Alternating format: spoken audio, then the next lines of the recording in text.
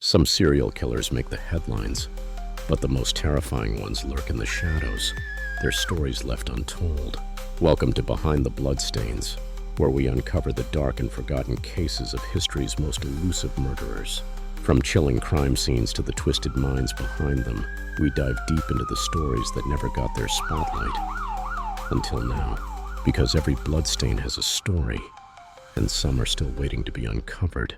This podcast contains disturbing content that some listeners may find upsetting. The following episode includes descriptions of true crimes, violence, and discussions of serial killers. Listener discretion is strongly advised. If you're sensitive to these topics, you may want to skip this episode.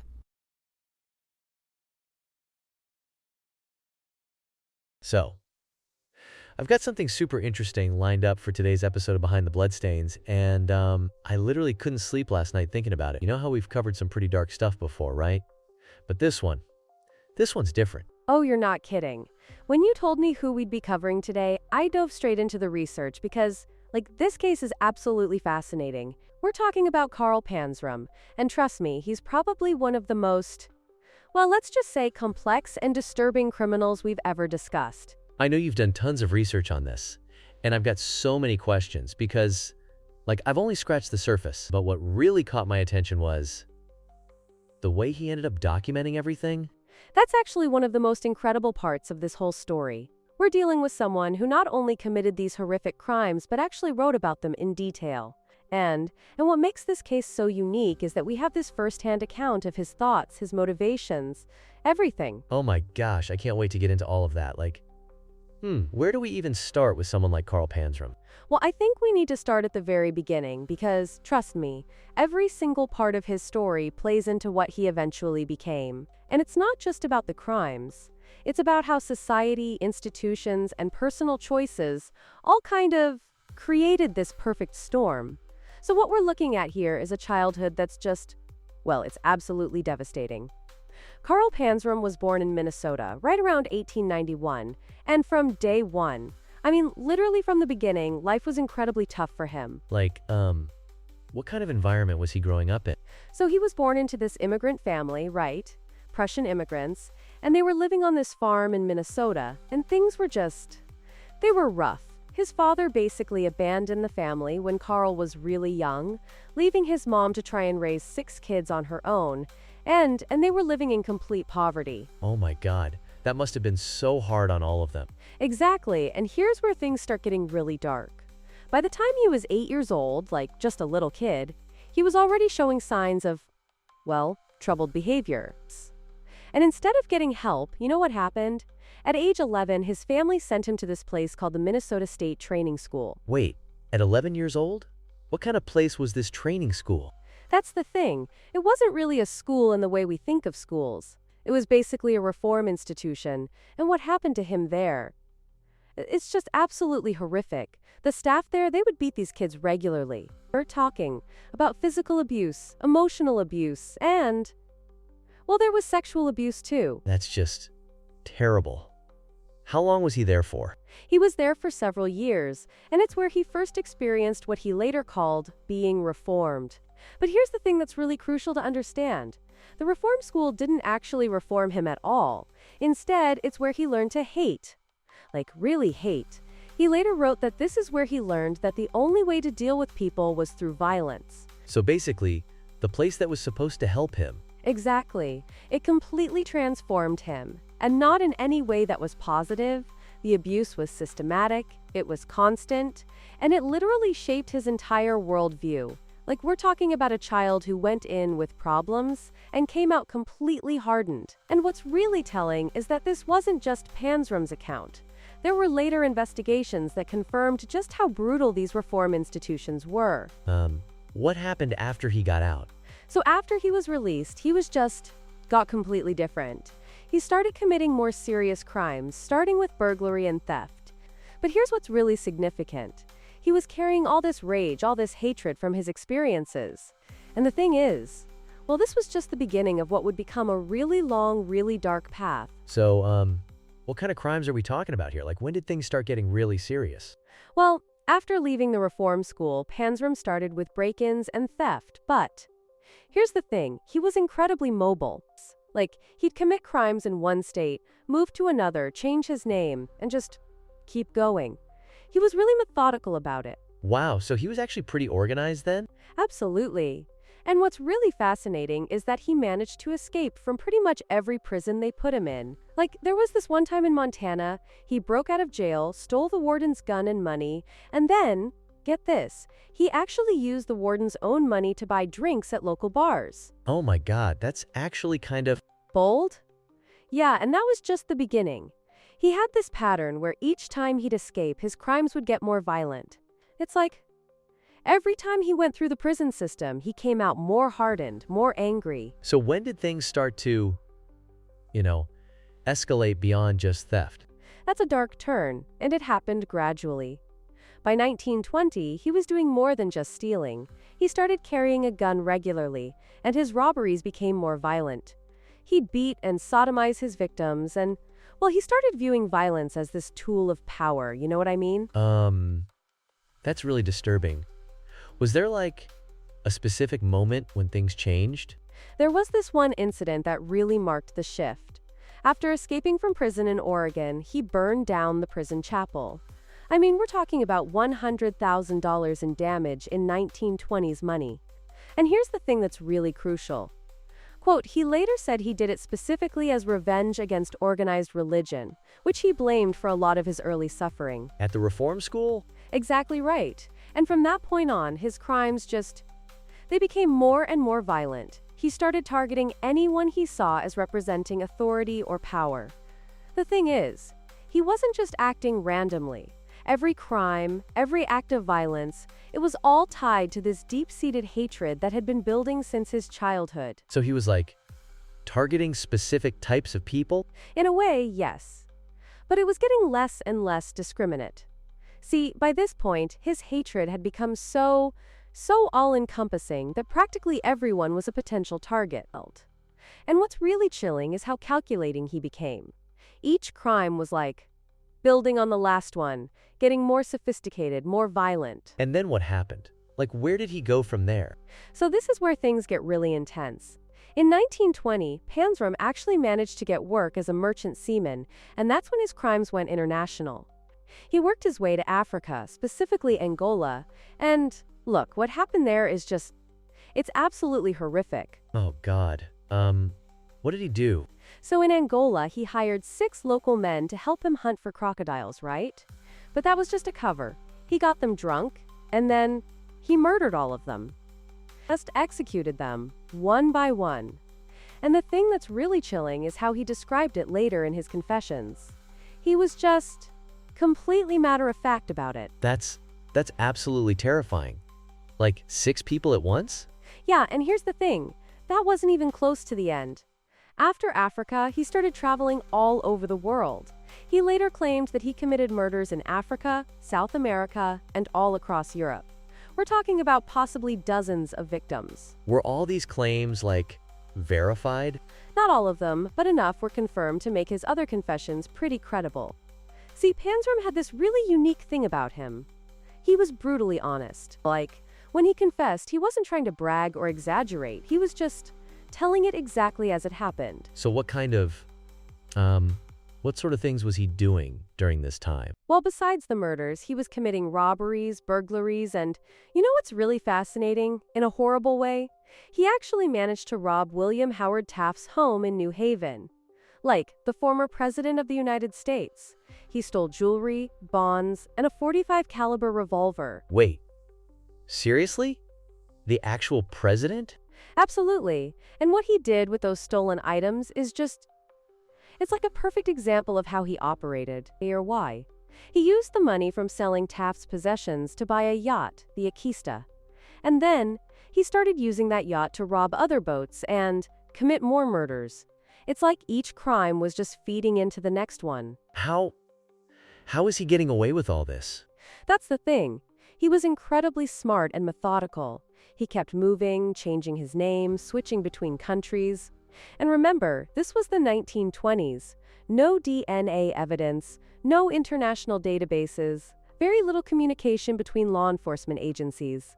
He'd commit crimes in one place and just vanish. And during all this time, was he showing any remorse at all? Not even slightly. In fact, he was developing this really dark philosophy about humanity. He would later write that during this period, every murder, every violent act just reinforced his belief that all humans were evil and deserved to suffer. And the scary part is, he was totally lucid. He knew exactly what he was doing. So what finally brought all this, to an end? Well, in 1928, Panzram got caught during a burglary in Washington, D.C., and that's when things took this really interesting turn. This is where we start seeing a different side of his story, because he met someone who actually treated him like a human being. Wait, who was that? That would be Henry Lesser, a guard at the Washington, D.C. jail. And here's the thing. Lesser did something that nobody had ever done before. He showed Panzram actual kindness. He gave him $1 to buy tobacco and just talked to him, treated him with respect. And did that change anything? It absolutely did. See, Panzram was so moved by this simple act of kindness that he started opening up to Lesser. And I mean really opening up. He began writing these incredibly detailed autobiographical accounts of his life and crimes. The writings were just brutally honest and totally uncensored. What kind of things did he write about? So the writings were, they were intense. He documented everything, his childhood, the abuse he suffered, every crime he committed.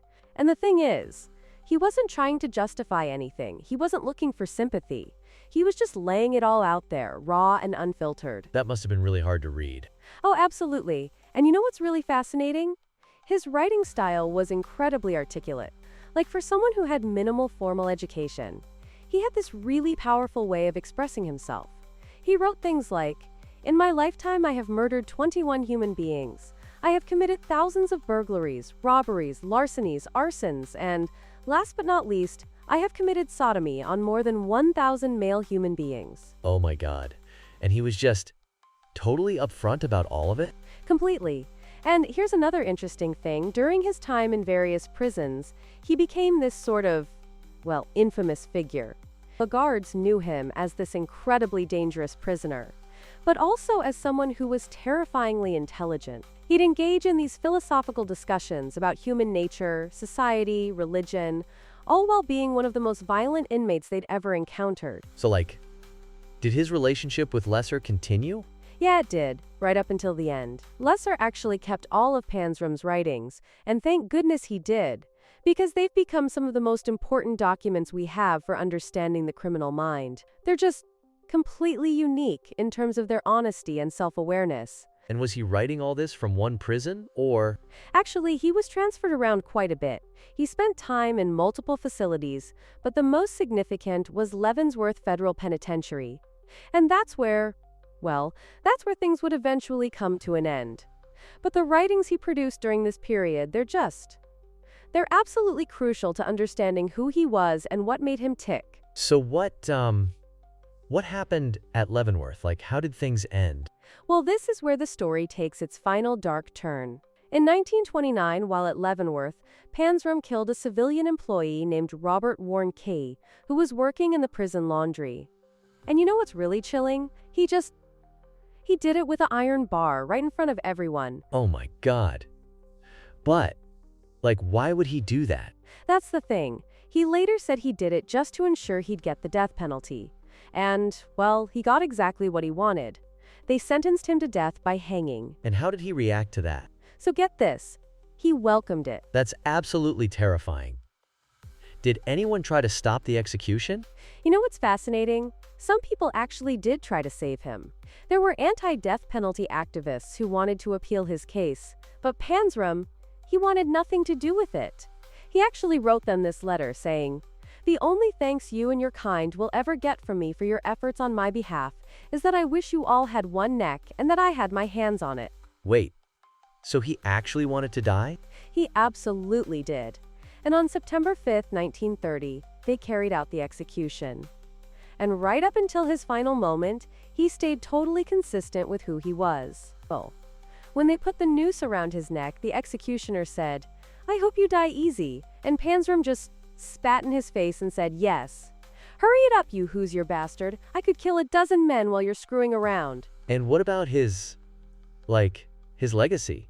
What impact did his case have? See, that's where things get really interesting. Panzram's case has had this profound impact on criminal psychology and our understanding of violent offenders. His writings, which less are preserved, they've become this invaluable resource for studying the criminal mind.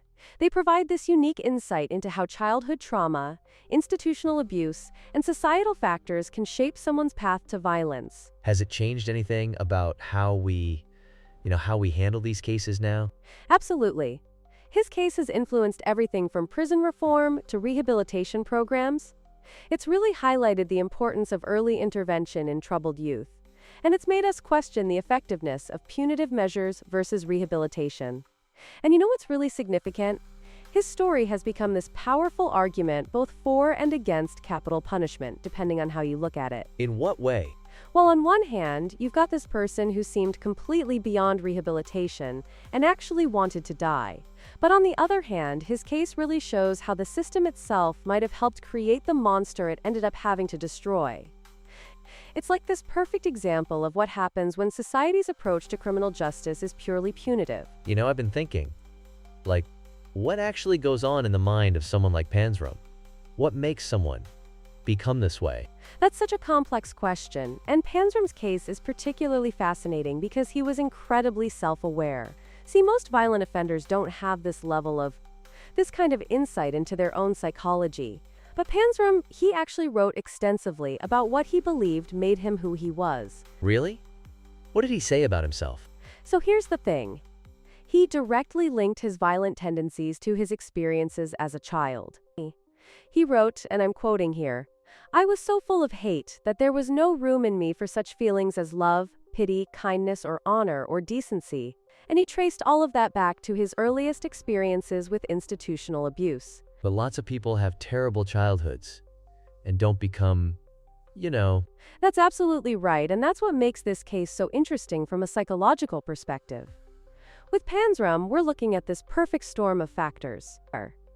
First, you've got the severe childhood trauma. Then there's the systematic institutional abuse. And on top of that, he developed this incredibly dark philosophical worldview. What kind of philosophical views are we talking about? So get this. Panzram developed this belief that human beings were fundamentally evil and corrupt. He didn't see himself as some kind of exception to humanity. He saw himself as the pure expression of what humanity really was.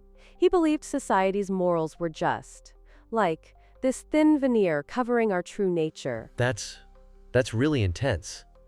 How did mental health professionals analyze his case? Modern psychologists have identified several key factors in Panzram's psychology.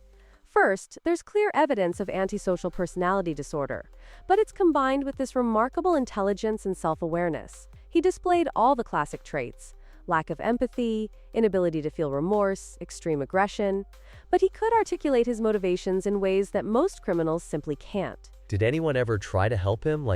Was there any attempt at treatment? And that's another fascinating aspect of his case. In those days, the concept of rehabilitation was pretty much non-existent. The system was purely punitive, which just reinforced Panzram's worldview. Every time he encountered authority, it confirmed everything he believed about human nature. How so? Think about it. From his earliest experiences at reform school, what he learned was that power equals abuse. The people who were supposed to help him just hurt him instead. So he developed this philosophy that the only truth in life was power and violence. Everything else, kindness, morality, reform, he saw it all as lies people tell themselves. That's so sad. It almost seems like the system created exactly what it was trying to prevent. That's exactly right. And what's really powerful about Panzram's case is how it illustrates this vicious cycle. The abuse he suffered made him violent, his violence led to punishment, and the punishment just reinforced his beliefs about humanity. It's become this textbook example of how institutional failure can actually perpetuate criminal behavior rather than prevent it. So, what can we actually learn from Panzram's case? How does this relate to what we're doing today with criminal rehabilitation? You know what's really striking about this case? It's that so many of the systemic issues Panzram faced, they're still relevant today. The way we handle juvenile offenders, the conditions in our prisons, the whole approach to rehabilitation, these are all things we're still grappling with. Are things getting any better, though? Well, there's definitely been progress since Panzram's time. We're seeing more emphasis on mental health treatment, trauma-informed care, and actually trying to understand what drives criminal behavior. But here's the thing. We're still seeing many of the same patterns of institutional failure that Panzram experienced. God, that's really concerning. It absolutely is, and I think that's why Panzram's story remains so important. It's this incredibly stark reminder of what happens when the system fails completely. Like, his case really shows us that if we want to prevent creating more Carl Panzrams, we need to fundamentally rethink how we approach rehabilitation and criminal justice. Thanks for sharing this incredible story with us on Behind the Bloodstains. I know it's been pretty heavy. It's been intense, but these are the stories we need to understand. They show us where we've been, and more importantly, they point us toward where we need to go. And that's what makes them worth telling. And that's all we've got time for today, everyone. Thank you so much for listening. The world is full of shadows, and some monsters never make the headlines. But here, in the dark corners of history, their stories will be told. Thanks for joining us on this journey into the unknown. If you enjoyed this episode, be sure to subscribe, leave a review, and share with fellow true crime fans. Follow us on social media for updates, exclusive content, and more chilling stories. Until next time, stay curious, stay cautious, and remember, behind every bloodstain, there's a story waiting to be uncovered.